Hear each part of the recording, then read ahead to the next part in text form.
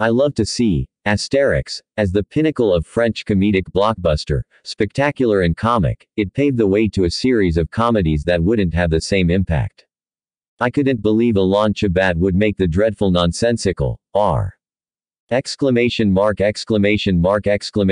Quote. After this, and don't get me even started on Eric and Ramsey's Daltons, the first movie that inspired me, a lengthy rant posted on IMDb. Many comedic failures moderated my love for Astérix, also affected by the degradation of my personal appreciation toward Debos and the so-called Canal Plus generation. I guess I grew some maturity and watched so many great films in 10 years that the success of Astérix doesn't surprise me anymore.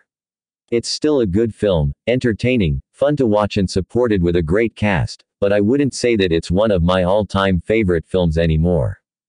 The second not animated movie about the only people still refusing to surrender to the Roman Empire is even more hilarious than the first film, Astérix and Obélix contre César. Where the first movie got all the laughs because all cartoon characters were so perfectly brought to life without losing their cartoonesque identity, this sequel, which is a separate story as are all the comic books, is even better. Sure, all the ingredients that you find in the first movie and in the comic books are present again. Obélix is still dying to taste the magic potion that gives his other tribe members such enormous powers. Caesar and the rest of the Roman Empire are still enemy number one, but some new, refreshing elements have been brought to the stage as well.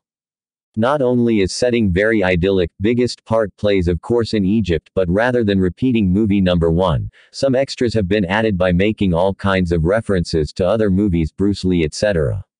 This is all not very new, but the unexpected combination of the known story from the comic book, with almost the same title as the movie, in references to stuff that has got absolutely nothing to do with Astérix and Obélix really works. In that way the movie builds further on a tradition by comic writers Goscinny and Uderzo, who didn't hesitate to bring Laurel and Hardy on the stage and even dedicate an entire story to Kirk Douglas. If all of this doesn't convince you to watch this movie, I'm sure Monica Bellucci playing Cleopatra will.